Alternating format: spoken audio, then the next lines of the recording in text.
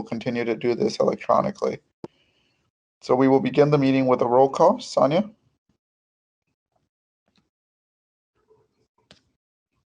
Okay, Commissioner Anderson, Here. Commissioner DeJoy, Here. Commissioner Hill, Commissioner Grill. I see you, but I can't hear you. I got you. Commissioner Hood. Commissioner Hood. Present. Thank you. Commissioner Holt, Here. Commissioner Cantner, Here. Commissioner McMurphy, Hold on. Here. Commissioner Mitchell, Here. Commissioner Moore, Commissioner Perryman, Here. Commissioner Presley, Here. Commissioner Riley, Here. Commissioner Risberg, Here. Commissioner Saeed, Here. Tagia, Here. Commissioner Thomas, Commissioner Underwood, Commissioner Yang, Yes. Here. Chair Rangel Morales, and that's it. All right, thank you for that, Sonia. So we have a pretty quick agenda. I don't have any new announcements. I'll move on to Luis. Luis, do you have any announcements for the commission? I do. Good morning, Chair and Commissioners, members of the public, and staff. I wanted to take the opportunity, happy to share and introduce a new staff person on the city planning team. And I'll ask her to join on camera if she's able to. Her name is Marilyn Rosendahl. She joins as a senior city planner. I'll just note a couple things that she'll be working on with us. She'll be leading the coordination of city applications to state and regional development grant programs. So we have kind of a internal function in PED where we coordinate with the various other teams, so the housing team, economic development team, and the HUD grants group on submitting, working with developers and submitting applications for development and pre-development dollars to support development projects. And so that's a really important function to coordinate and to ensure, we have what we need to understand kind of priorities as we support applications to those different pots of money. And so Marilyn will be working on that. In addition, she'll be working as the planning liaison to Highland District Council. So taking that over from Katie Dadless, and then working on a variety of zoning studies. And Marilyn has been a planner in private practice locally here, supporting clients like the Shakopee, Metadowaggton Sioux community, and she's worked as a planner for cities in Texas and for a state entity in Florida. So I just wanted to, have a warm welcome for Marilyn and connect her to the commission. And yeah, so if you want to say anything, I don't know, Marilyn, or just say hello. Appreciate it. Yes. Hello. It's a pleasure and an honor to be of service. Please don't in the future ever hesitate to contact me if you have any questions on anything that I'm working on. I'd like to get to know each and every one of you. And I thank you so much for all that you do. Have a wonderful day. Great. That's all I had. Thank you. Great, and welcome to the team. So we'll move on to the next item on the agenda, and that's the zoning committee. Commissioner Baker. Commissioner Baker is unable to join us today, so you've got me, Commissioner Riley. Good morning, everybody. Oh. The site plan review committee meeting for Tuesday, June 29th will have Victoria Park site plan for new athletic fields. That's a City of St. Paul Parks and Recreation Department application, and then a Wabasha Event Center which would be site improvements to 160 Wabasha Street South. There was no business on the proposed June 17th zoning committee meeting, and we have one item before us for the July 1st zoning committee meeting, which is 695 Grand rezoning, which is to rezone from B2 community business and East Grand Avenue overlay district to T3 traditional neighborhood without the East Grand overlay district, and that's at 695 Grand Avenue, which is the northwest corner at St. Albans and Grand, if anybody would like to take a look. And I think that completes the zoning committee report. Thank you.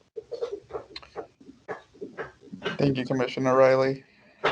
The next item on the agenda is the Comprehensive and Neighborhood Planning Committee, Commissioner Grill.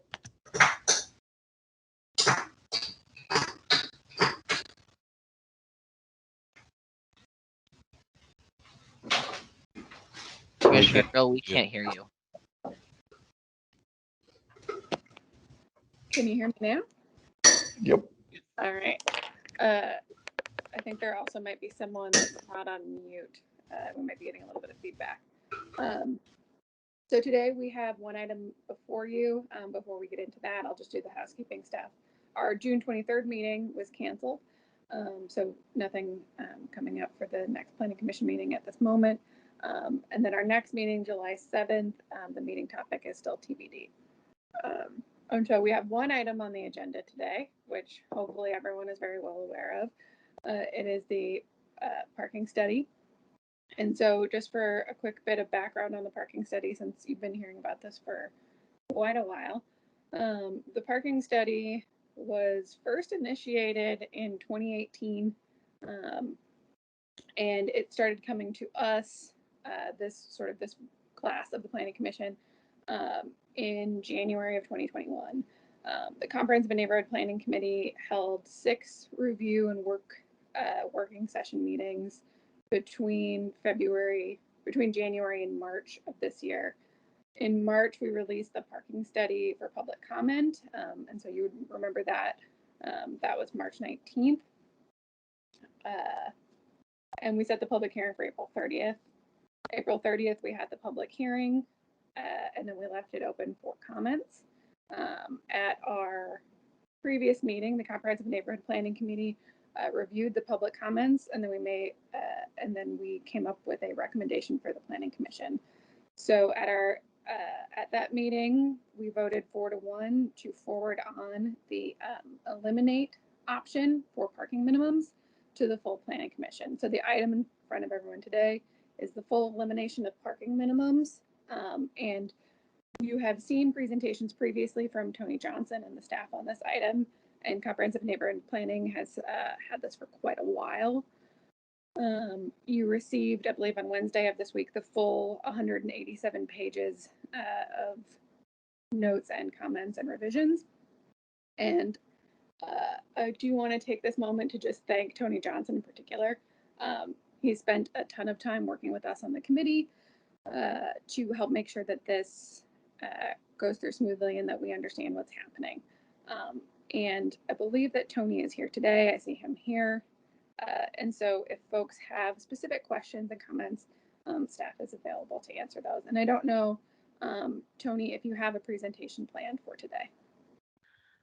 We have a very short one. Thank you. So.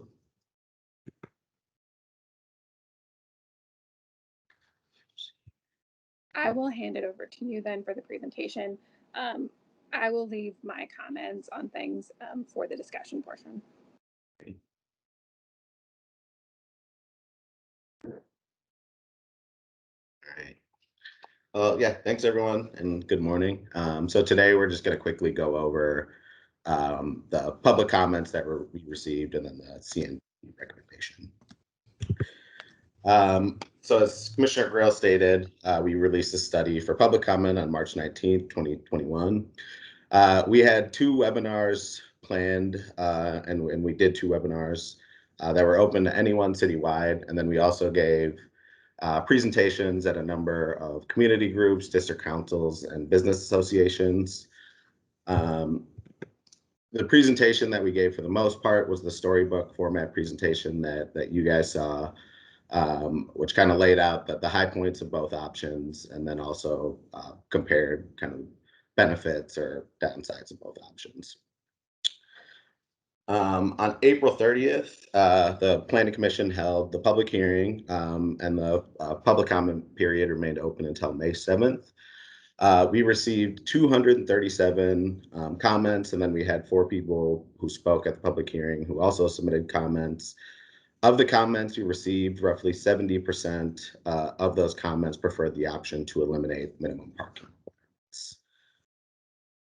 We also had in about 3 of the comments some specific suggestions for further changes, such as lowering the threshold for when a travel demand management plan is required, lowering the threshold for when unbundling parking is required, lowering parking maximums, specifying the type of bike parking required with long-term versus short-term bike parking, particularly for residential and office uses, and increasing the bike parking requirement to 1 per unit. At this point, staff is not recommending any further amendments. However, these suggestions could be used to inform the scope of a future study, and this will also give us time to evaluate the changes that are proposed in the current amendments. And then we'll have Luis take this slide to talk a little bit about some of the coordination with other departments. Thanks, Tony. Yeah, I wanted to kind of contextualize this a little bit. This study, oftentimes we do zoning studies and they impact land use sort of decisions. And so therefore the zoning committee and the planning commission, and then it moves forward on to city council for final text amendments to the code. This is also a zoning study. But we have some other departmental stakeholders that that are impacted a bit more, and so recognizing that early on, we always talk about public engagement. We've done a lot of internal departmental engagement on this project, knowing that, and so the 2 departments we've been working really closely with throughout were the Department of Safety and Inspections and Department of Public Works. So just a little bit more about them. With the Department of Safety and Inspections, they've been sort of on board for a while and helped us really think through each of these edits. In particular, I'll note, Tony, in the what you have before you today, there's been an additional amendment made around off-street loading provisions that would simplify it and make it easier to administer for DSI staff. So that's an interesting new piece. But we spent a lot of time on, if we continue to have minimum parking requirements, even in the reduced version, recognition that there'll still be sometimes a need for variances or requests made to vary from the minimum. And that definitely has a staffing impact to DSI. Just understanding that maybe that would be reduced if we have fewer, less parking actually required. Perhaps that works for more people, and then less variances result. With the elimination option, we started from this sort of idea that variances won't be required anymore because there's no minimum, right?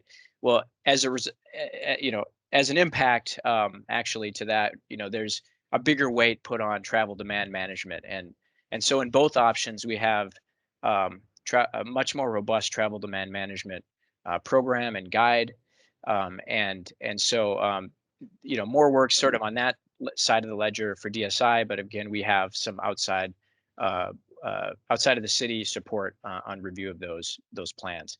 That's been a real positive engagement with DSI. And then on Public Works, we've also engaged, and they're sort of we've engaged with a variety of different divisions. Everybody from transportation planning, the folks who are really working hard on bike planning, bike lanes, and pedestrian planning, and sort of complete streets. to the traffic engineering group, our traffic engineer, and sort of just thinking about what are the impacts of no off-street or reduced off-street parking on the street. And so we continue to have that conversation. It's been a positive interaction with them. They have emphasized, that they aren't opposed to the changes being proposed, either reducing parking minimums or eliminating them. But at the same time, they understand, we're in a changing environment for how we use our public right of way, right? Because our comprehensive plan 2040 talks about that quite a bit. So we understand that with no off-street parking minimums, if that's the case, if that's what the city decides to do, that's going to put increased demand on on-street parking resources. So we understand and agree on that point. A couple of policies are referenced here on this slide from the comprehensive plan. So just to remind the commissioners, we have a modal hierarchy in transportation and street project design. So thinking about pedestrians first, bikes, transit users, and then other vehicles. So we're not to say you can't drive a single occupancy vehicle anymore in St. Paul. It's to say that we're thinking differently about how we use our streets, how they get designed, how we balance all of those uses and all those needs and modes. But we also are prioritizing safety when we're looking at projects with street design changes. And so we understand sometimes there is potential for loss of on-street parking spaces when a bike lane is introduced, or we've got bump outs at important intersections or places where pedestrians need to be crossing frequently and safely. And that actually is ahead of that priority on safety is ahead of maintaining parking. Sometimes we're going to have parking losses. And so our public works department recognizes that. We just got through the Capital City Bikeway recommendation where there are some business parking impacts. And so sort of eyes wide open, we know that that's an issue. We have to solve for that. And so we're working with Public Works to help get there. And then a word about this was an area of particular interest recently. So the operations folks from Public Works talked to us about, in particular snow emergencies, but really it's anytime they need to do street maintenance, like, when they're cleaning the streets, after the winter and things like that. They just wanted to, again, underscore that they don't oppose these changes, but they wanted to acknowledge consequences on residents and businesses for the greater demands on on-street parking. And in particular, that can be felt greater for low-income folks and renters and folks who live in areas with greater density and limited on-street parking. And so, the biggest complaint they get, and this won't be a surprise probably to anybody here during the winter, is that, the snow, certain streets aren't well plowed. Folks haven't been able to move their cars, as consistently during the snow emergency. And a lot of the reasons that residents have cited, again, this probably won't be a surprise, but it's just interesting to hear, they didn't have time to move it, or there wasn't a place to park nearby. It was too far away for them to park and to be able to walk back home, and things like that, or work schedules, that don't line up with the hours of the snow emergency.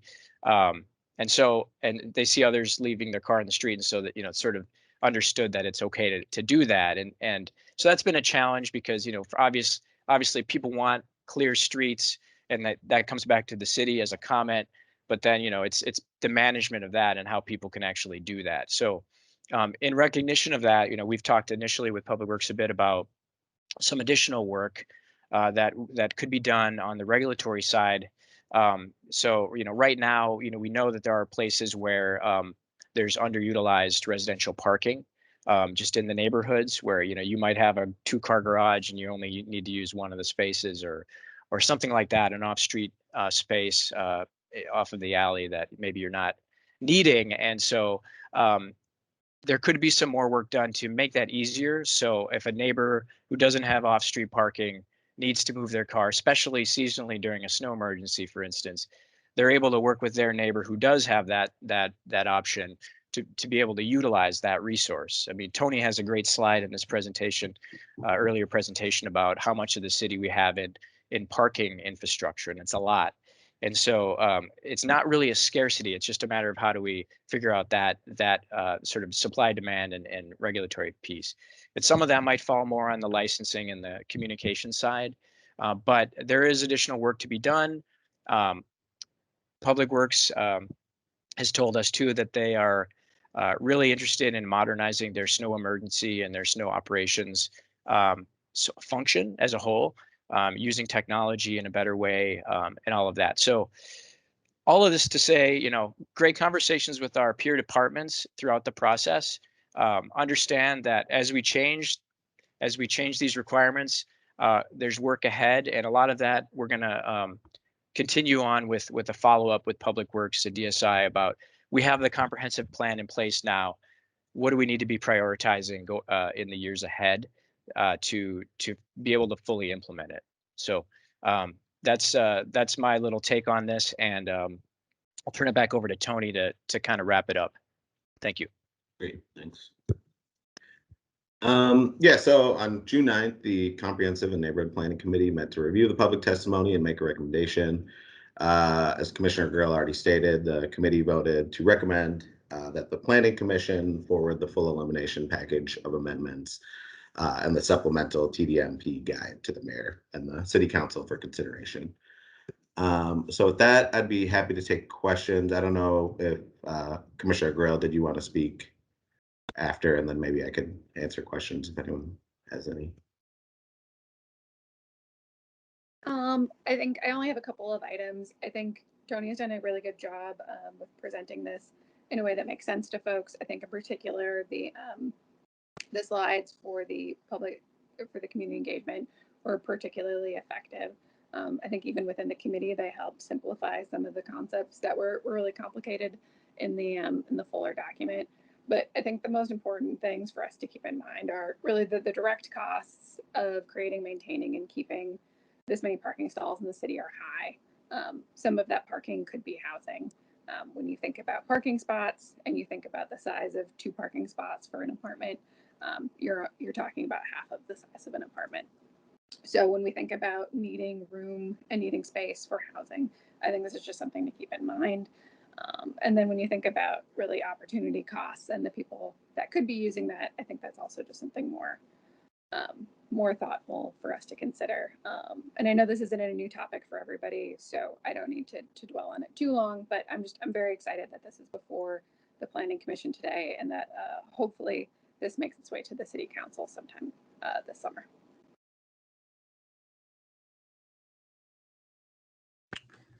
Okay, do we have any questions for staff or for Luis? I have several, but I'll defer to commissioners first.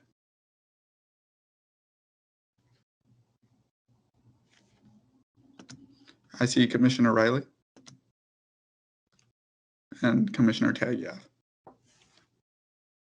Thank you, Chair. First of all, this is really excellent work, and I'm really excited to see all the strikeouts. It feels like it's been a really long time coming for this kind of change. So I'm excited for that. But I have 2 questions related to bike parking that I wasn't able to find in any of the materials. So I apologize if this is sort of late in the game. It's just a question. Curious why there's only 3 bike spaces per classroom, and why, and the justification for the 1 per 5,000 square feet of gross floor area. It just seems potentially low. I think it's a great start, and maybe it's something that can be looked at moving forward. And my other question is, how will, besides the TDM planning, management planning, how will sort of use of shared vehicles and or electric plug-in spaces be incentivized, if at all? And those are my questions. Thanks. Yeah, and just to add to that, I think the parking, the bike parking requirements is also 1 per residential unit, or 1 per 10. So I would just add to that question as well. 1 per 3. Yeah, so the way I determined bike parking requirements was just by scanning other cities' codes and figuring out what the range of bike parking was with different cities. There is, of course, areas where we maybe could have been more aggressive. I mean, there's some cities that do one space per residential unit. But for now, I try to kind of set them at a middle ground compared to our peer cities was my approach. But, you know, they certainly could be tweaked up or down, you know, maybe with a future study. And then in regards to EVs, kind of outside of this study and this effort, one of the things that the mayor's office has been working on, and it's something that I think has come to you guys a little bit, is building out our network of shared EV cars around the city.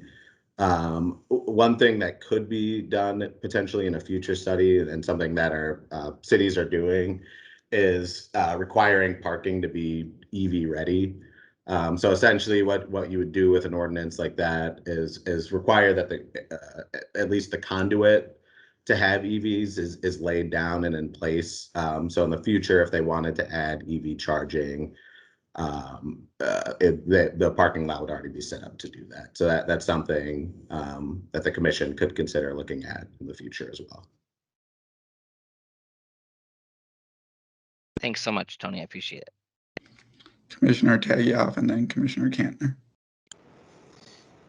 Thank you, Chair. I wanted to preface my comments by saying that I am so impressed with the work Tony has done here and the entire department, and I wholeheartedly agree with the aim here, which is to take us away from a very car-dependent, car-centric culture towards some of the kind of other cities around the world. You know, I've lived in London and Manhattan before for most of my life, and I would love nothing more than to live in a city that way. One of the important ways of getting there, in my mind, is sort of incentivizing that kind of hard and soft infrastructure change, which is why I'm so interested in sort of how the TDMP strategies work. So I understand how they work for the reduction option. I understand that you essentially say these are the parking minimums, and you can accumulate TDMP points and therefore reduce them against the standard. I'm curious about how that works under the elimination option. How many points are required, and how much TDMP is required under an elimination option, and how do we actually require it of new developments? Yeah, sure. So with either option, a TDMP would be required for any development that has 25 or more residential units, or any non-residential use with 20,000 square feet or more of gross floor area. One of the big differences, or one of the differences between the two options, is that in the reduced minimums option, you can use TDM strategies to reduce your parking requirement. And because of that, there may be, you know, that kind of creates an incentive to do TDM, more TDM stuff. So we may see more TDMs come in with that option. And then in terms of how the points are set, that's the same for both options. So there's two things that influence the point targets on a project. One is geography, and then the other one is parking ratios. So for geography, the most TDM points would be required in downtown, and then the second most would be required along high capacity transit lines, and then the third most would be required for everywhere else. And then within that, there's parking ratios that set your TDM points. So there's a reduced parking ratio and an excess parking ratio. And if you're in between those point targets, then you get the base points.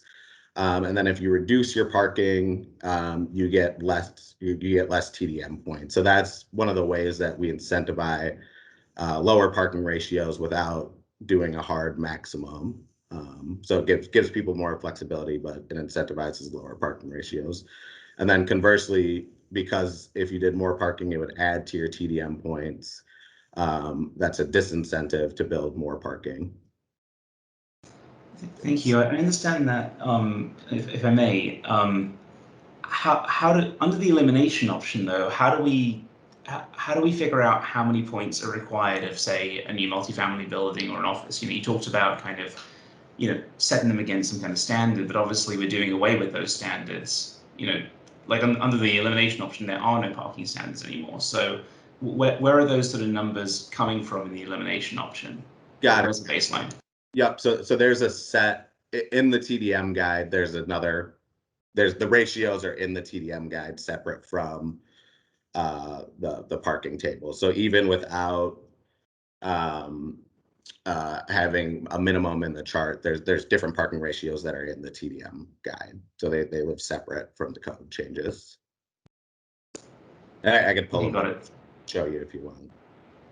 That's okay. If they're in there, it's totally fine. So it's essentially, instead of having parking minimums in the code, they're those same kind of basic ideas. In other words, X number of spaces per gross floor area or whatever are now in the TDM guide, and under the elimination option, new developments would be required to essentially meet those minimums. But instead of by making parking, they do that by implementing alternative TDM strategies. Yep, exactly.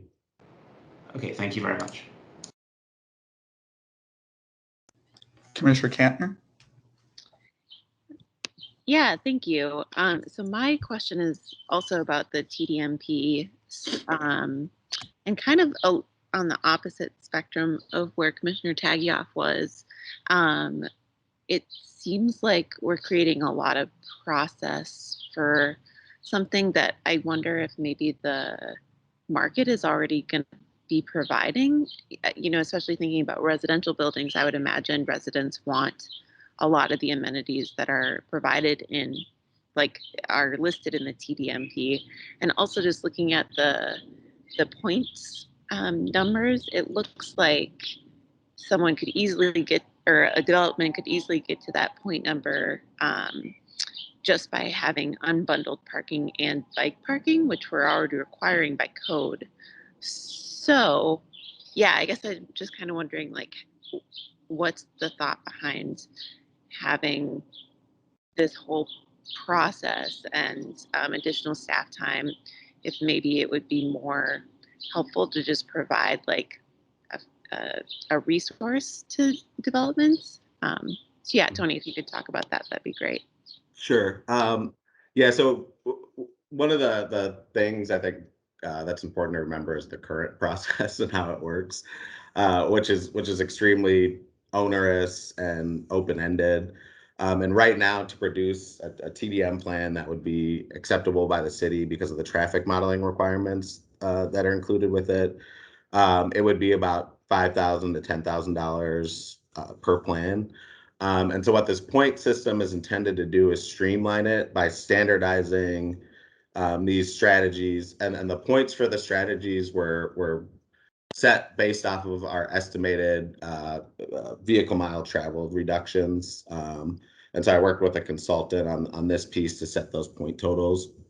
And one of the things that we just wanted to be aware about with at least doing it for this first year is we didn't want to be too burdensome with the TDM requirements while we're adjusting to the new system. So I think it's something that can certainly be increased later, but it's something we just felt like while we're adjusting, we wanted to make it kind of as seamless as possible. But it's certainly something I think we should look at and possibly raise in the future. Another thing I'll add too is one of the things based off of feedback from Public Works that we did was specify that a third of the points have to be physical improvements. And so some of those physical improvements are quite expensive. And so that's something I think we should be aware about and think about when trying to determine the TDM point totals. Gotcha. Thanks, Tony. Any other questions from commissioners?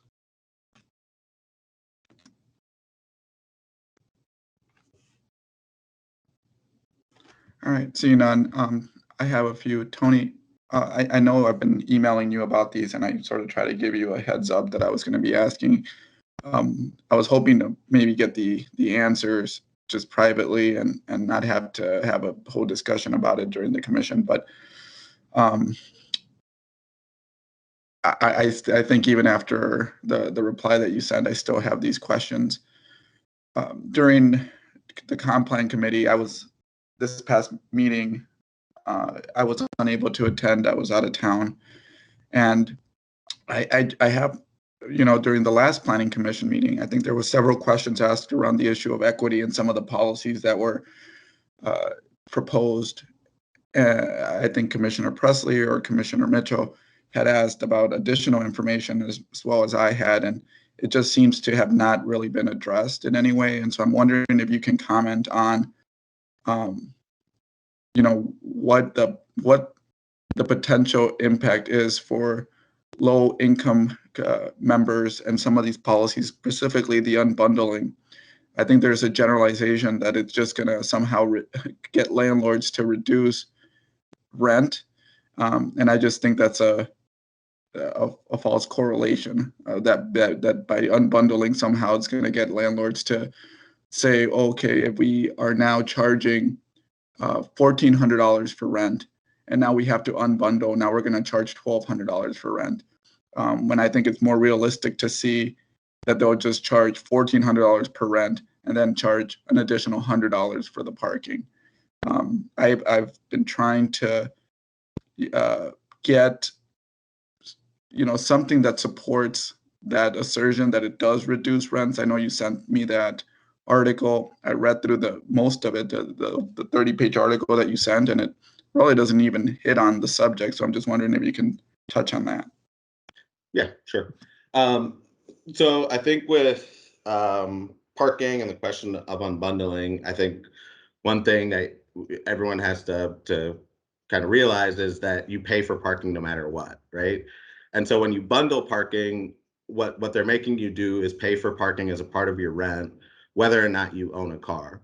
What unbundling does is say you're going to pay for parking separate from rent. And so how that can lower costs is for people that choose to not have a car, or maybe have only one car. So in your example about, $1,700 a month rent, if that's just the base rent for someone and they don't have a car, they would have to pay that. But maybe if it's unbundled, rent goes to $1,500, and then they, $200 for your parking space. And then if you had more cars, you could choose to get more parking spaces if you would like.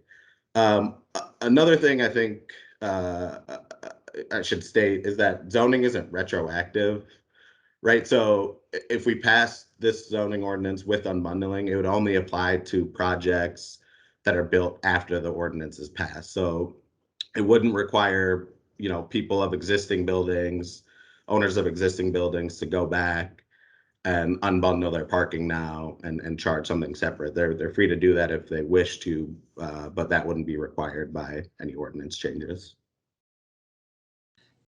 Right. And again, what I've been asking for is, I'm sure other cities have enacted unbundling statutes or regulations. And to me, it just doesn't seem like that's what's going to happen. And I'm more than happy to be proven wrong about it if there is proof that these unbundling have actually resulted in the type of pricing that you indicated. It just seems like that's not what's going to happen. It seems like if there's an opportunity for a dollar to be made, that's what's going to occur. My larger concern is that when we discuss the idea of parking maximums, the answer that we got from you in part was that we don't want to disturb, even though it's almost common sense that if you put parking maximums, it's going to achieve probably the optimal goal of reducing parking and achieving all the goals that we're sort of aiming for. But the answer that we got is we don't want to disturb development, and we don't want to enact a policy in which we don't really know how that's going to impact future development in the city, and that it might just result in a ton of work for city staff in which developers are just coming to the city for conditional use permits or for some form of variance, and then essentially all the time is spent doing that. So we're not okay, sort of in trying to advance the larger goals of the city. We're not okay burdening developers. However, when I asked a question about how unbundling is going to impact,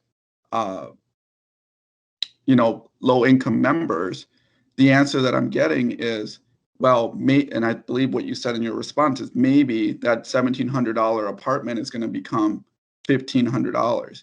And that maybe to me sounds like we're sort of hoping that that's what's going to happen. And so we're willing to take a risk in enacting a policy that might have a disparate impact on low-income members.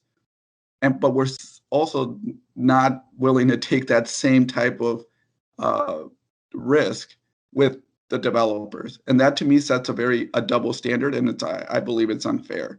So if there is studies that support what you're proposing, I am more than happy to review them, and I am more than happy to look over them.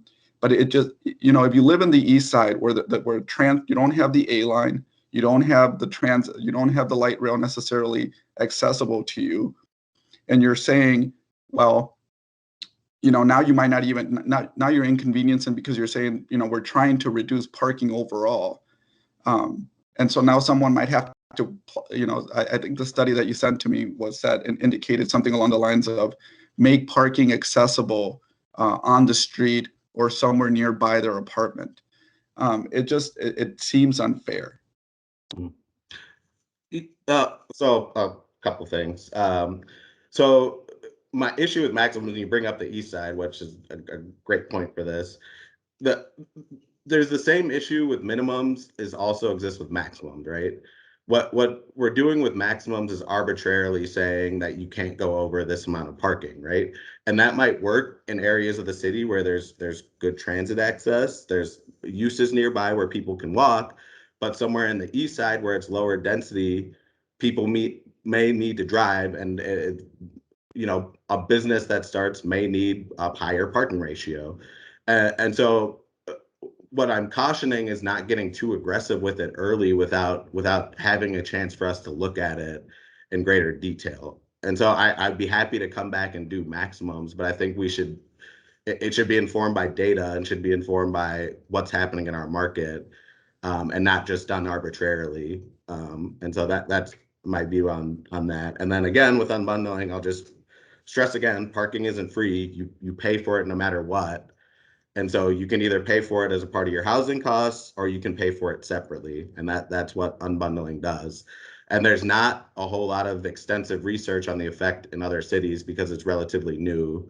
And there hasn't been that many cities that have done it yet, but it's something that's growing in popularity as cities are updating their codes.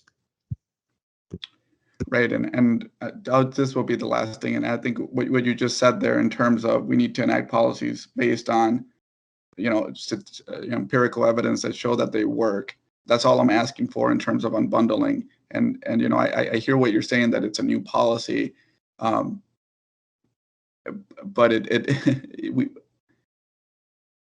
it seemed like the equity issue, and no offense to you, Tony, but it just seems like the equity issue and the questions that we posed sort of were just disregarded. And in the memo that was given to the Comm Plan Committee, it wasn't even addressed, almost in the hope that we would it felt to me almost in the hope that we would just forget about it. And so because those questions are not necessarily answered with regards to unbundling, and because unbundling appears to be, to me, a double standard in this entire policy, I won't support this. So that's what I'll say about it, and I'll move on. But Commissioner Grill. This is Commissioner Grill. I'm wondering, put my hand down. I'm wondering if this is something, and Luis, you can tell me if I'm overstepping here, but I'm wondering if in the case that this makes it through today and then we make it through the city council, could we ask Tony and planning staff to come back in, say, a year and give us an update maybe on, like, parking development over the course of the last year, and then maybe the cost of housing, as far as we're aware, because I know there are places where this is done, and a lot of the market pressures sort of, I'm not going to say take care of it, because Commissioner Rangel Morales I think his concerns are valid, but I do think because land use changes are slow, development is slow, we're not going to have a lot of test balloons for this for a little while. And if maybe in a year we could come back and sort of be briefed on what the impacts were, then we could see if there are things that we need to address or tinker with. Because, you know, we are one city in a metropolitan area, which many places don't have unbundled parking. So like we would have things to compare to. We would have like some controls on it, I guess, to sort of see how this is going. And I'm just wondering if that, I don't think it's going to solve sort of, I'm not going to assume that it's going to solve the issue being brought up here today, but I'm wondering if that gives some people a little bit of comfort with the vote that like, it's one vote, it's one zoning plan change, and we have opportunities to change it and tinker with it as time goes on. So I'll defer to Luis on whether we come back. I think when we say we can come back to it, it took 4 years to put this in front of us. So in that interim, whatever happens with this policy and however it is that it plays out, it's going to have impact on everyday people. And what we're saying is that we're okay testing it and seeing how it impacts low-income people really without knowing, but we're not okay testing it on developers. And that to me is the unfairness of it. So I'll defer to Luis on whether we can come back to it or not. But anytime we speak and say, let's come back to it and see how it happens, let's also remember how long it took to put this before us and how long it's going to take to correct it. And that in the interim, while all that is occurring, people are going to be impacted by this. So, Luis? Yes, thank you, Chair and Commissioners. Great conversation. One of the main reasons why we're not recommending further amendments in those areas that have been suggested, as Tony talked about, are because we want to get the benefit of getting data and seeing how this is working. That said, you know, there's been quite a bit of literature about unbundling and how that does support housing production and sort of not, you know, just the burdens of providing parking to a minimum standard, what that does to a pro forma. We, you know, with zoning, we don't automatically have the rents of, you know, the units produced or the sort of that piece. So that's going to be a data constraint, but we certainly can look at projects developed since whatever we do with parking, you know, reduce requirement or eliminate requirement goes into effect, and see, you know, how many of them have provided parking, how much, how many have provided none, where, just to remind to the commissioners that even in places where we haven't had a minimum requirement, we've always had parking included in projects. So it's still an amenity and still something the market is looking for, even if it's reduced to, like, you know, below one space per unit. So certainly we can come back in a year and report on sort of, these are the projects that have come through and this is how we understand. You know, is there a delta? Do we see any noticeable difference in terms of what projects are providing on parking? Where are the projects? Things like that.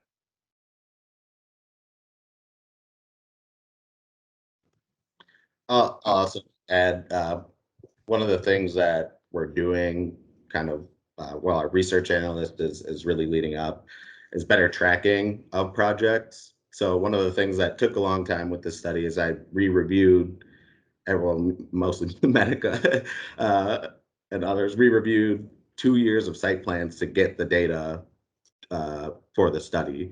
And so if we can track these things on an ongoing basis, that's going to make it quicker to figure out kind of what happened without as much work as I had to do on this study. So, oh, and another thing too, I'll add, is you could make a motion to, you know, remove that from the ordinance. That'd be an easy change for us to make. So, Commissioner Mitchell? As you know, I Good morning, Chair, and thank you, Tony. As you know, I voted no, and I'm still not changed in my mind about this study because it's like, and I'm old enough to tell you that when they changed who did your groceries, we used to have a person who packed your groceries, and they said that change was because it's cheaper. The cost for the groceries go down, but as time has gone on, we don't see groceries going down; they continue to rise. So I think sometimes we do make decisions thinking that things are going to be cheaper, and really in the long run, it does not become cheaper. And two, that it does impact low-income people more, especially when we think about parking. So I have not changed my mind about where I stand on this. So I just wanted everyone to know that, because I was the one who said no in the previous meeting. So I have not changed my mind. I think we need to have some more information. I think that this is not going to help low-income people with rents. I just don't see it happening because of developers. I just don't see it going to be something that's going to help low-income people in the long run. I just don't see it. Commissioner Tagia. Yes, Chair. That is essentially the crux of my concern around the proposals the way they're written. In that, I fully understand that a zoning code that requires us to provide parking and assumes that cars are the default mode of transportation is sort of fundamentally flawed and needs changing, no question. But those trips still need to happen, and research has shown that having mobility, having access particularly to employment opportunities and childcare opportunities is crucial to urban mobility. It's crucial to allowing people to raise their income. And if we take away these provisions in housing on the grounds of affordability and don't provide substitutes, don't provide ways for people to complete their trips without using a vehicle, then I think what we're doing is really inconveniencing just that section of the population who cannot afford the apartment with the built-in parking, or cannot afford the accessory parking, and find it less and less possible and convenient to operate a vehicle. I mentioned I lived in London all my life. In that city, the density and development followed transit. In other words, they built an underground subway line, and then people found themselves able to give up their vehicles, and it was sort of that way around, which is why I have so many questions about the TDMP strategies. I suppose I share Commissioner Kantner's concern that the TDMP point totals aren't aggressive enough and aren't comprehensive enough if they're going to be used at all. But the idea that the market will simply sort of provide these things, well, the market could provide all kinds of TDMP strategies right now, and of course it doesn't.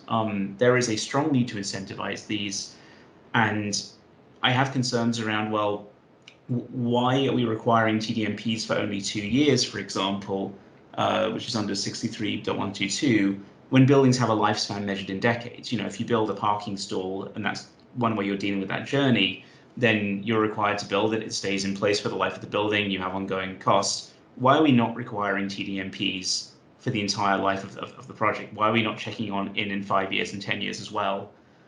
And why are we not requiring TDMPs for smaller buildings? Certainly, you can have a larger building with more than 25 required parking spaces, or whatever that threshold is, if you have a larger building, say, a multifamily that takes up a third of a block. But if you have a number of smaller infill lots on the same block, shouldn't they also be required to substitute for those parking journeys? Shouldn't they also be required to invest into our system and improve the substitutes available? So I have a lot of I have a lot of concerns about the sufficient robustness of the TDMP strategies, and I would like to see those made more robust and more widely applicable before I feel comfortable on this. So I'll just respond to two things. So the TDMPs, they would be required for the life of the building. That 2 years is just where we set the reporting at. So it's basically you get that time to implement. And one of the things that we do is we get a security deposit with every TDM based on their budget. And so what that 2 years is in that time, we'll check that it's implemented and then release that money back to them. But it is something that is it's required for the life of the building. And if they wanted to make changes, they would have to come back to the city.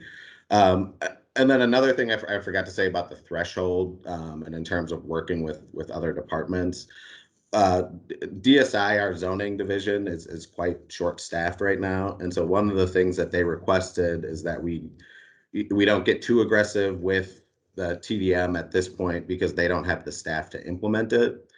And I mean, if they can't implement it, then we can require it, but we're not going to be able to follow up on every single one, and so we might miss some. And so that was part of the rationale for setting the threshold at where we set it. Thank you. Commissioner Hood. Thank you, Chair. I just kind of wanted a question on process. So are we at the point in the meeting where we are asking questions to staff? Where will we close this period and then have our separate discussion? Many of the comments feel like comments and not necessarily questions directed at staff. So I just had that as a question as a procedural matter.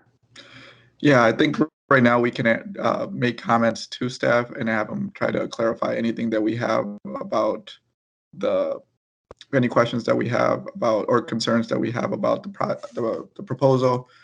At any point, anybody could make a motion either to approve the parking study as is been proposed by the Comm Plan Committee.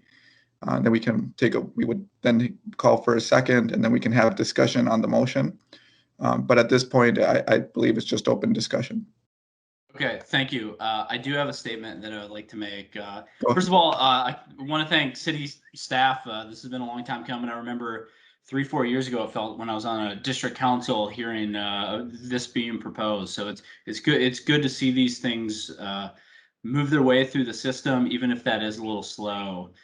I think that parking minimums cause immense harm to cities, and they worsen our car dependence. They hinder infill development. They undermine walkable neighborhoods. They block transit-oriented development, and they make building real estate so much more expensive. And what that does is that puts pressure on building affordable units, which is something that we desperately need right now. I think there's nothing equitable about making cities car dependent. That's a burden for people who can't afford a car. And that's the reason that the city of Minneapolis City Council used when they just voted 13-0. The Minneapolis City Council voted 13-0 to remove parking minimums a month or two ago. Parking minimums at $5,000 per surface lot, $35K if there's a garage spot, and the average renter in Minneapolis pays $142 per month for parking, whether they use it or not. I think that one of the things that we need to consider is that parking minimums aren't a panacea. By themselves, they're not going to necessarily reduce parking that's provided, but it does provide flexibility. I think that's what we need right now. 9 out of 10 times, land use change is slow and it's very piecemeal. So once this policy goes into effect, really, it's going to take decades really to see itself play out. So don't expect anything overnight. I think that eliminating parking, it enables low parking and zero parking buildings where the market demands it. And I think generally what you're going to see is those buildings going into your places that are more dense and they're already more walkable. And what that's going to do is, in my mind, that's going to make affordable housing much more attainable across the city. Not to mention, one of the things that I think has not been mentioned that I think we absolutely need to mention is that eliminating parking minimums aligns so much with our city's climate and greenhouse gas emission goals. I don't think that we can talk about parking without talking about climate change. And climate change is really, I mean, I don't want to spend time talking about climate change, but I mean, it's really the biggest issue that we need to deal with. And this is one small way at a local level that we can help address this. I think that car infrastructure as we have it now, with parking requirements, predominantly serves white and wealthier residents and commuters from the suburbs that use our city roads and our infrastructure, oftentimes at our expense. I think that if we want to focus on equity, we need to focus on deprioritizing automobiles in our city. That's why I fully support the elimination of all parking minimums. And as Commissioner Riley said, it's been a long time coming. Thank you for your comments, Commissioner Hood. Are there any additional questions or comments to share before, or if anybody would like to make a motion?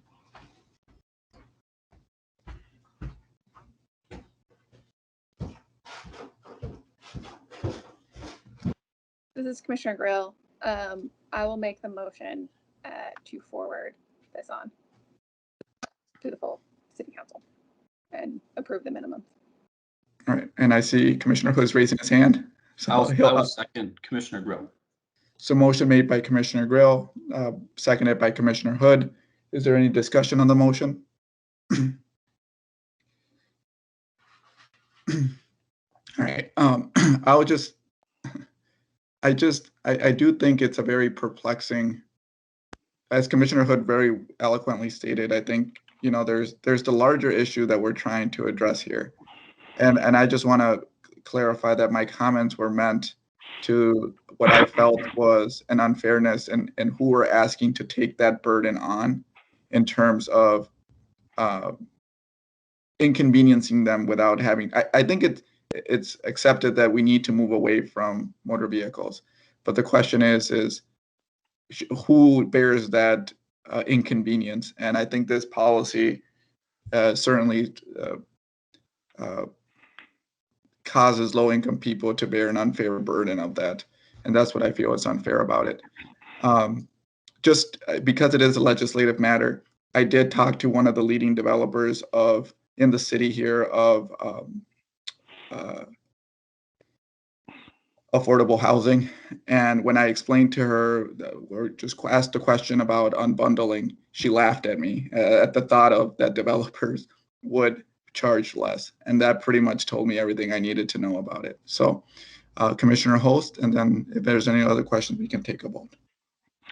Yeah, I guess, I've been a landlord for over 20 years, and it feels to me like if you're a person that doesn't have a car, and I operate low income housing, some Section 8, probably almost all of it NOAA, and you're not forced to buy it anymore. Is this immediately going to change the market where the total unit plus parking is going to go down? I'd expect that to stay about the same. There's an exception to that, which I'll touch on here in a second. But if you're out shopping and don't have a car, which in my community, a third of households don't have a car, eventually market forces are going to push down on this. But to get that, we need more housing, which we're really short on right now. So that's part of the issue there. The one place maybe where it won't, where Chair, I would probably agree with you, is maybe under Section 8, because Section 8 doesn't count parking when they do calculations around it. But other places, I mean, one way I'm forced to buy a tomato and a pear, and if I'm not going to use the pear, I don't want to have to pay for it anymore. And so eventually that's going to get separated out. Also, there's still the possibility of parking on the street. We have not eliminated that. And I also expect that, developers aren't going to go from, 100 parking spots to 0, but they may go from 100 to 75 or from 50 to 35 or something like that. So I see this as again, we don't have a lot of studies on this yet, but eventually this should have an effect for housing that becomes more affordable. I'm kind of looking at the study you sent here, but I'm just not quite seeing it yet. And there's just not a lot there. I just don't quite see it. Thank you for your comments, Commissioner Holst. Any additional comments? Commissioner Go. Thank you, Chair. This is probably the last thing I'll try to bring up on this. I think one of our biggest impediments to housing, just to echo the other commissioners, are some of these parking requirements. The need to fit parking on some of these parcels. the cost of parking when you're trying to do something that benefits low-income folks.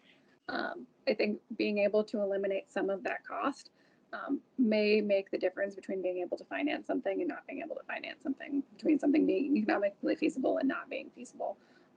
And if we are able to eliminate some of those impediments and try to get to the root of some of these issues, which is our lack of housing, I think this is a good step forward for us. I don't think it's going to solve all of our problems, and I think it's probably going to require some tweaks along the way as we learn what impacts we do and don't want out of this policy. But I do think it's one of our best options that we have available at the moment. And I think this is a big step forward for us in the city and in our ability to more appropriately reuse some of this land that's currently devoted to cars and not to people. Thank you for your comments, Commissioner Grill. Commissioner Riley? Thank you, Chair. I just wanted to check in and make sure that Commissioner Mitchell got to say, okay, what I wanted to say before I spoke. Commissioner Mitchell? I believe she had her hand raised and hadn't put it down since she last spoke. So I'll call on you, Commissioner Riley. Okay. I'm sorry. I had muted my. I'm sorry, but I'm sorry. Do you want to go, or I can go? Which one? No, please go. Your hand was up before mine, so please go Okay, ahead. I'm so sorry. I didn't unmute myself. So this is my comment. I just believe we're missing the issue around low income. We keep talking about this and not talking about the people. And I just know low income people drive. They will get cars. They need to have places to park. Parking on the street. Yes, in the summer is fine, but parking on the street in the winter is not very it's not very convenient. So if you can hear us, Commissioner Mitchell. Can you hear me? Yes. Yes. Okay. So I'm just saying that, and I do not believe developers will develop more housing with having the restrictions removed. I just don't think that. Developers are normally about making the bottom line, and that's making money, and we all know that. And I just don't think they're going to build more housing. And when we talk about affordable housing, again, we're always thinking that 60 AMI and 80 AMI, when we're the 30 AMI is not the discussion we have. And that is the housing that is not being developed, is the 30 AMI. So I just don't believe that this is going to help low income people by building more affordable housing. And that is my comment. Thank you, Commissioner Mitchell. Commissioner Riley? Can I respond? Oh, go ahead, Tony. So one piece you might want to check out in the report is in the very beginning, I talk about housing and some of the 30% AMI projects that we've actually done in St. Paul. And it's rare, you're correct, it is hard to do. But one of the things I'd point out about those projects is the extremely low parking ratios. And I personally worked on 3 of those. And parking, we needed to do variances for 2 of them, and then one of them could do it by right because they were on the green line, and parking was an issue with those developments. And if they had to meet the parking requirements like a market rate project, I don't believe they would have happened. So I'll just put that out there. Commissioner Riley?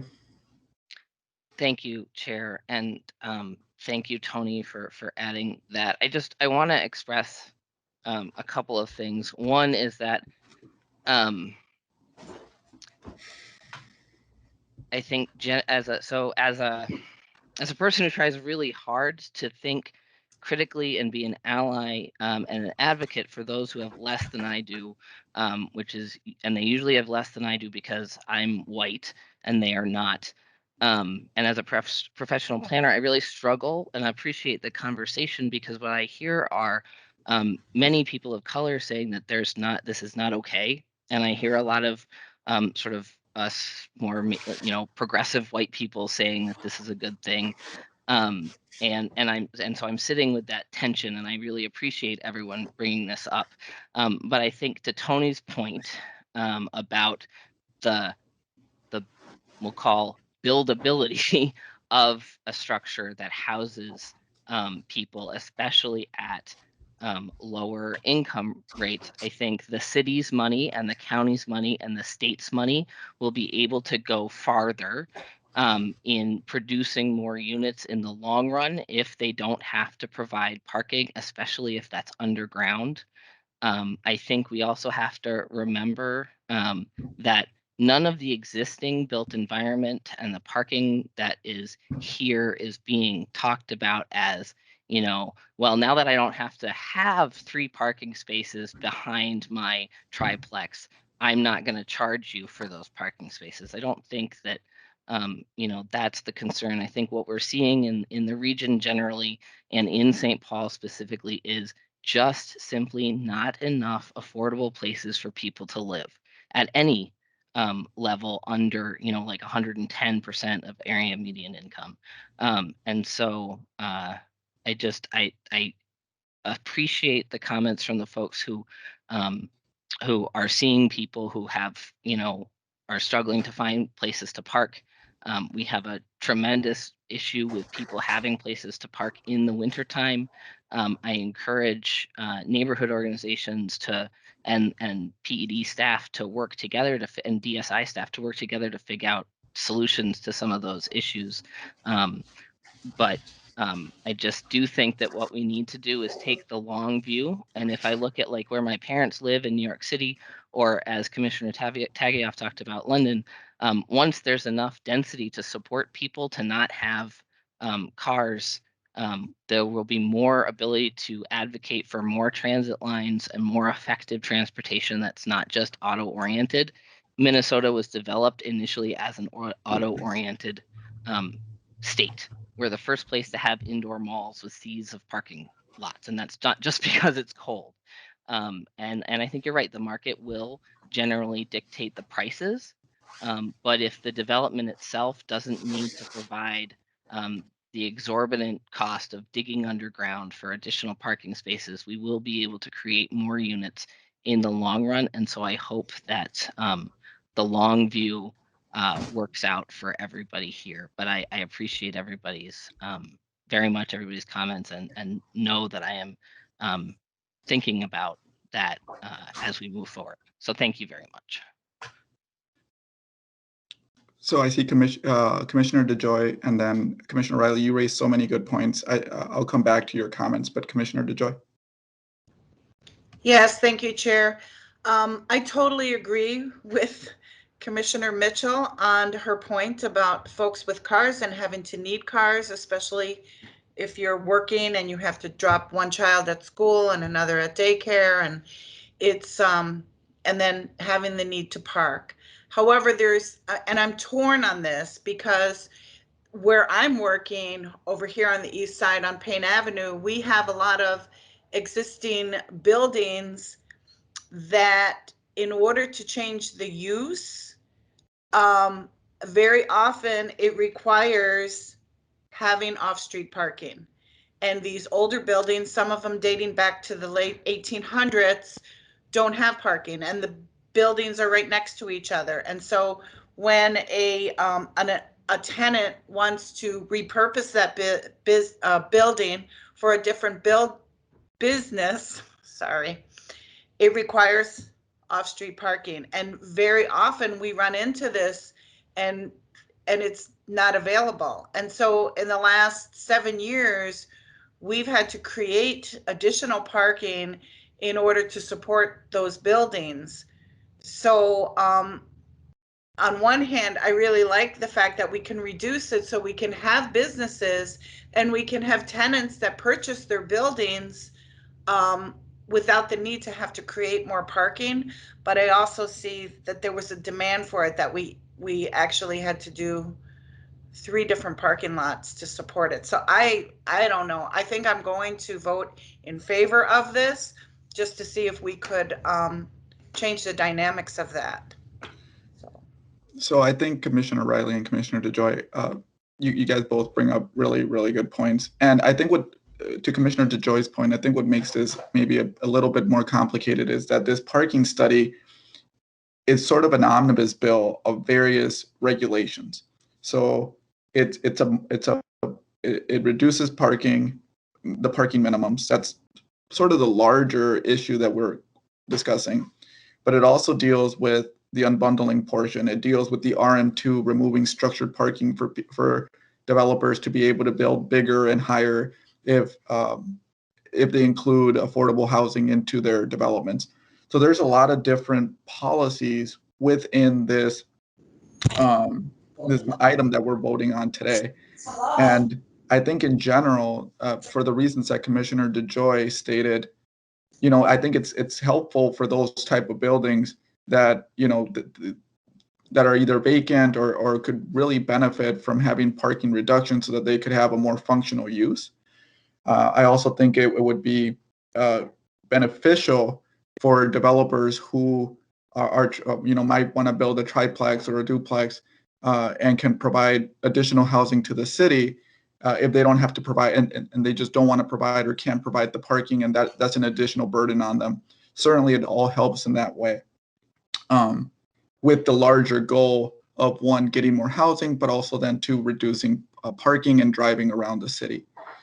To Commissioner Riley's point, what I'll say is I really appreciate his recognition of the dichotomy that sometimes we have within the Planning Commission. It is something that we have discussed during our steering meeting, and so I appreciate Commissioner Riley voicing it for everybody to hear and just recognize, and also understand that everybody's input is valuable and everybody's coming from a different perspective. And so that's what makes this commission with 21 members, or the capacity to have 21 members, the commission that it is. And everybody can provide sort of their anecdotal experience of how they believe a policy will have an impact on individuals. With that said, I will also say that I remember back when I was in college, I read a statistic that St. Paul was one of the most segregated cities in the country in terms of just demographics and where people live. And that type of situation doesn't just arise naturally. I don't think. I think it occurs out of policies, small policies like the one that we're voting on today, and how we approach them. And all I'm asking is that we are very intentional in that the policies that we do actually have the intended result that we're asking them to do. And I don't believe that this policy with regards to the with regards to the unbundling will do that. I also don't. I do see that it's going to help development in the way that I just noted, in terms of if a developer can't afford parking or just doesn't want to provide it because they'll save them money. I do think it'll help that way. But one of the statistics that really stood out to me immediately when I read the introduction that Tony provided back in February was that the city doesn't have a lack of parking. The city has an abundance of parking. In other words, even with the parking minimums that we had currently, developers are not building less. There was I believe it was a 20% surplus of more parking. So to the extent that it's going to really help reduce parking and driving, we could be doing more things. And again, it goes to the maximums to try to reduce that. And the ultimate message that I got, again, it was a double standard, and that's why I'm still a no, but I'll defer to additional individuals for comments.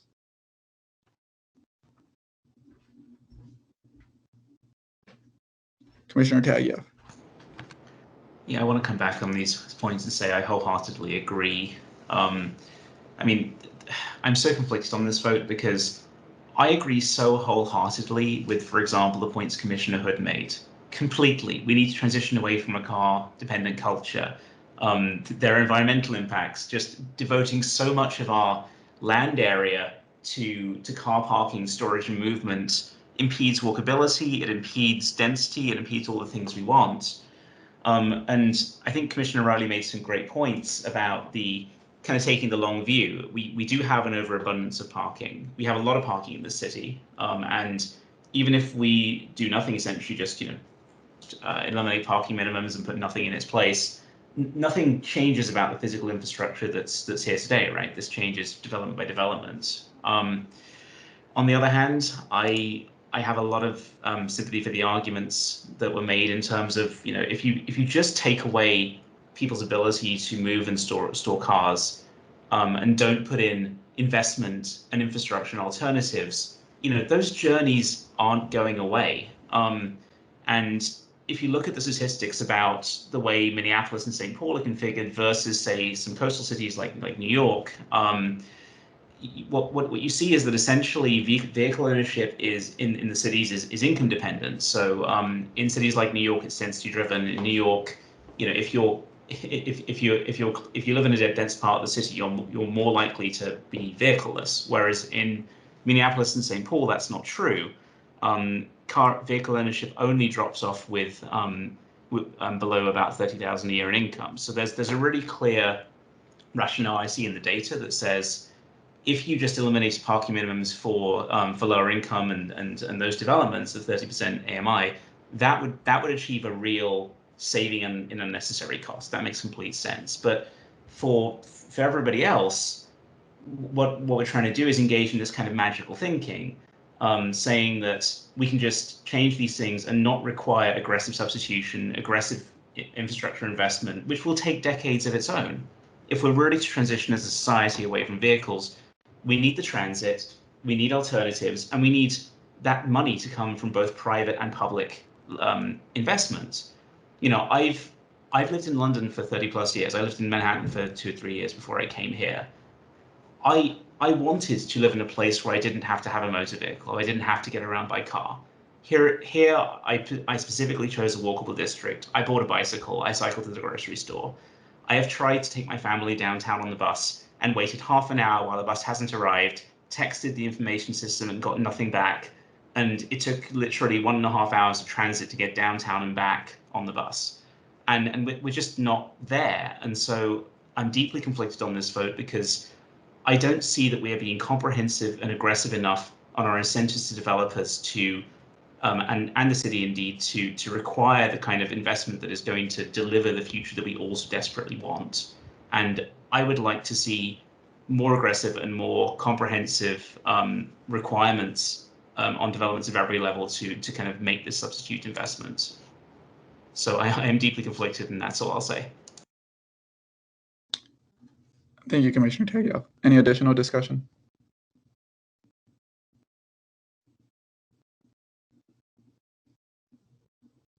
All right, seeing none, I think we can move on to a roll call. Sonia?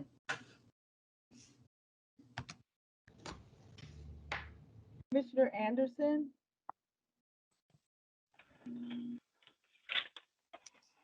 Commissioner Anderson? Commissioner DeJoy? Yes. Commissioner Grill? Yes. Commissioner Hood? Yes. Commissioner McMurphy? Yes. Commissioner Said? Yes. Commissioner Thomas? Yes. Commissioner Mitchell? No. Commissioner Perryman? Yes. Commissioner Presley? Yes. Commissioner Woodford? Yes. Commissioner Riley? Yes. Commissioner Taggioff? No. Commissioner Yang? Yes.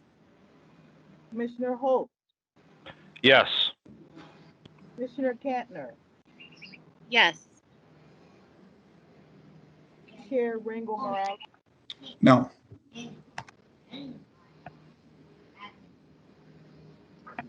This is Commissioner Anderson. I apologize, I missed my call. My vote is yes. Thank you. Oh, 14-3. All right, so that motion does carry, and the parking study as recommended by the Comprehensive Neighborhood Planning Committee will be forwarded on to City Council. The next item on the Next item on the agenda is the Transportation Committee. Commissioner Risberg. Yes, thank you, Mr. Chair. Good morning, commissioners. Just briefly, I have a very, very brief report, and that is just to say our June 28th meeting, Transportation Committee meeting was canceled. Our next meeting is July 12th. The agenda is to be determined, so stay tuned. Thank you. Thank you, Commissioner Risberg. The next item on the agenda is the Communication and Nominations Committee. I don't think Commissioner Underwood's here today, so I'll turn to Luis. Yes, Chair. Actually, the committee, it ended up just being Commissioner Mitchell and I met this morning and had a great conversation. We had some conversation around some additional engagement opportunities and venues, particularly with the African American community. So that's great input. And I'm sure we will have a follow-up meeting soon. We are working with DSI staff to relaunch a workshop around planning and zoning. So coordinating with them, we have some input, I think I mentioned previously, from some district councils on what would be the most helpful. So I probably would bring that to the Comms Noms committee in the future for awareness and input. And that's all I have. Thank you, Luis. Moving on to task force and liaison reports. I'll call on Commissioner Joy and then Commissioner Grill.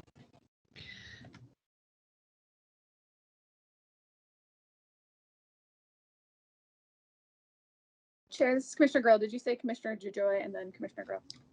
Yeah, but if you want to go first, go ahead. Oh, no, Commissioner DeJoy can go ahead. Okay, sorry. I was talking, but I was on mute. Sorry.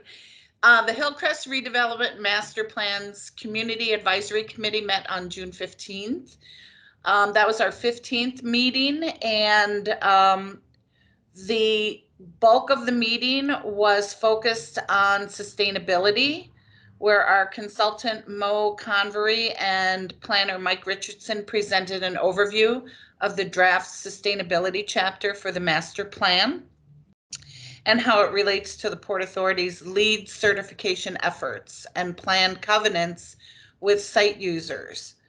Monty Hillman from St. Paul Port Authority emphasized that the sustainability commitment is a big deal, and there is substantial work remaining to vet the financial and market feasibility of that.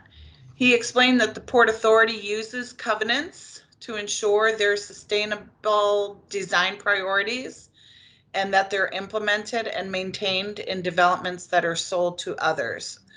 So there was quite a bit of conversation about that. One CAC member raised the transportation element and requested that we have more aggressive strategies for alternatives transportation. For example, support alternative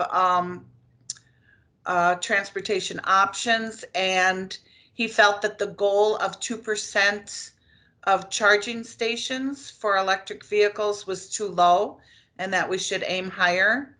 So there was a lot of discussion about that. Monty Hillman did weigh in and said that they will aim for about 4% of parking spaces for electric vehicles in order to achieve the carbon neutral status. He said that they need to provide parking because of their aggressive job goals. And although it would be great if they can improve the transit access for workers, they also hope that the workforce housing and on-site or housing on-site will allow people to walk to their jobs. So we had some discussion around that. Mike said that he anticipates addressing some of these transportation concerns in either the master plan's transportation chapter or the sustainability chapter, and mentioned that the 2% number comes from the LEED framework. Let's see, we discussed community priority number 19, which is about not competing with the retail that exists on White Bear Avenue. However, the market study did find a demand for about 20,000 square feet of additional retail, but felt that the development of that site and the number of residents moving in there would in fact add and help the White Bear Avenue retail, and that it was also mentioned that there's a lot of retail missing on White Bear Avenue, and the additional residents at Hillcrest would probably boost that. So the other thing I wanted to announce is that the District 2 Planning Council, the St. Paul Port Authority, and Council Member Nelsie Yang are co-sponsoring community conversations that started, I think they started on June 22nd. They're running like every 2 weeks until the first week of August. I posted a website link for those conversations. If this would be to boost community engagement, and those are going to be happening at the Hillcrest or the Hayden Heights Recreation Center. And that's my report. I don't know if Bill's on the call, if he wanted to add anything. Nothing to add, but I will put that link in the chat here if I can find it in a minute.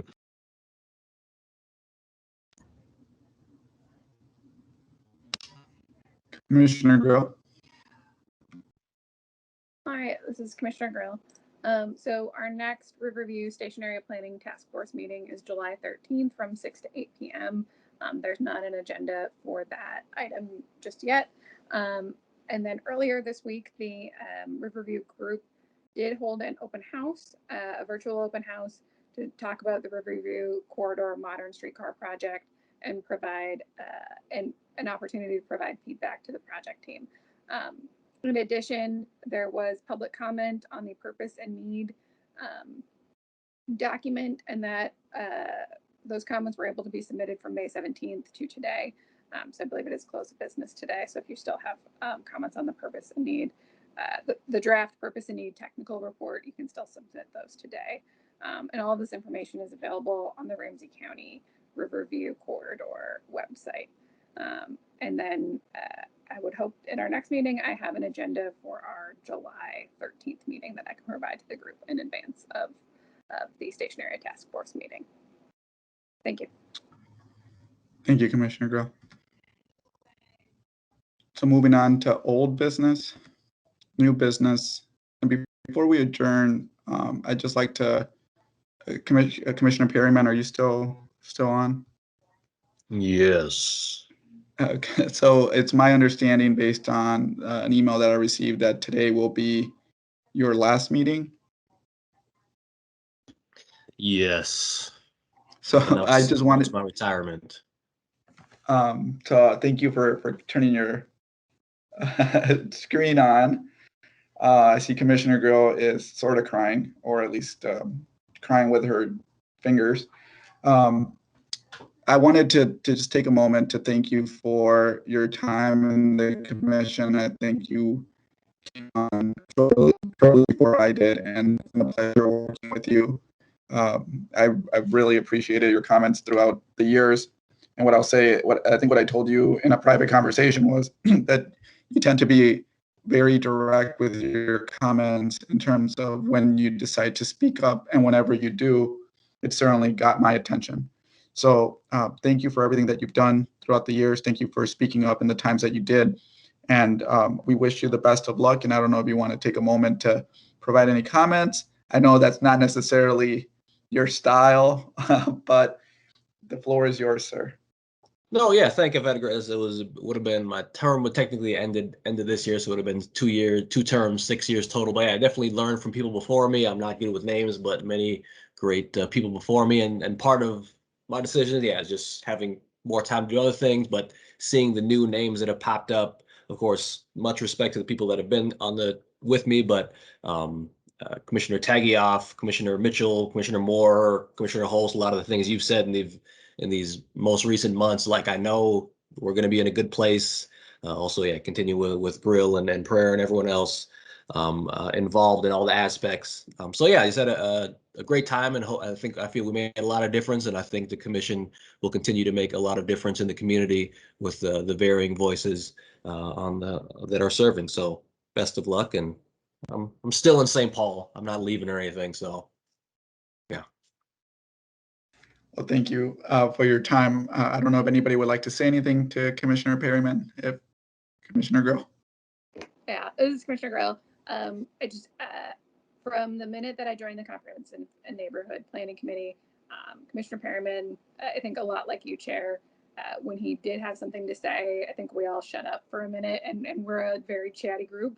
I think we all paused, and if Adrian had something to say, I think we all really took it in and thought about it a lot. And I know that Adrian has like taken some stands this year on things that matter and were important to him, and I know that the outcome wasn't what he wanted, and it just that because Adrian was the person pushing for it, I think a lot of us spent a lot more time and a lot more things reflecting on like where we stood in it and how we felt about the different projects. So I really appreciate your perspective. I think you've mattered more to the commission than I think you maybe even realize, and that you're going to be very, very missed. So thank you for all of your time and your assistance. DeJoy. Yeah, I echo everything that Commissioner Grill said. But I also remember when the first idea came up of doing planning commission meetings remotely, and you brought it up, and it was immediately dismissed. And guess what? Look at us today. So kudos to you. Although it was your idea, unfortunately, it was the pandemic that forced this, but you brought a lot more people, I think, have attended these meetings because of that ability. So thank you for that. And somehow I think Commissioner DeJoy just blamed the entire pandemic on Commissioner. I can't take credit for the pandemic. No, I did not say that. I said it was the pandemic that forced it, but it was Adrian Perryman's idea to do these meetings remotely. Yeah, so hopefully, instance of this will continue possibly. So even if it is in person, bring a laptop, webcam. Hey, I can see Simon's face. I don't usually share. This is a special occasion, Adrian.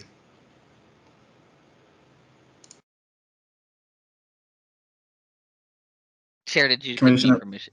Yeah, go ahead, Riley. Commissioner Riley. Thank you. I just, both being able to serve you while I was staff, and then being able to serve with you on the commission has been a great honor and privilege, and so thank you for your time and your service and commitment to St. Paul. And I'm glad you're not going anywhere, unlike some people leaving the commission in the next couple of weeks. But so thank you from the bottom of my heart, both as a resident and a former PED staffer. Commissioner Said.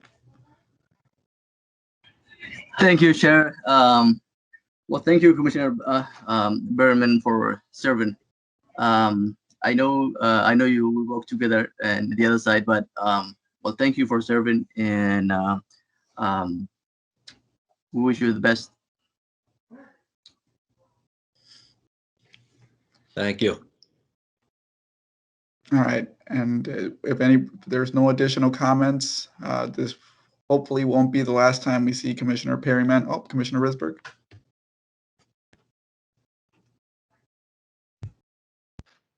Sure, you're saying something beautiful right now that we can't hear. Yeah, I think you're muted, Commissioner Risberg. Yep, you're definitely muted, Commissioner Risberg. He's commenting on my beautiful physical appearance. The music that you play. You're muted, Jeff. Oh, for gosh sakes. Now you're good. Now you're good. Things to say about that beautiful face. Adrian, thanks so much for everything you've done. I will personally miss you, particularly on the Comp Planning Committee, all those years. And may I say, you're one of the best DJs I also have ever heard as well. So look forward to seeing you in that form as well. Yeah, so, ditto, Jeff. Here's Naida, ditto. I don't have my air horn on me. So anyway, take care. Thanks so much for your help. All right. So I think that will, Commissioner Tagia? Yeah, I just wanted to thank Commissioner Perryman. I haven't served alongside you for very long, but what I have seen of you has been just hugely inspirational. And I thank you for always standing up for what you believe in and being willing to do that no matter what anybody else thinks. So thank you and all the best of luck. Thank you. I'm on the internet, Facebook, MySpace. You can find me. Let me know. MySpace. MySpace. All right, guys. So thank you everybody for the thoughtful conversation today and for engaging in the discussion. For those that provided comments, it is a difficult. It seemed to me that it was a difficult item on the agenda.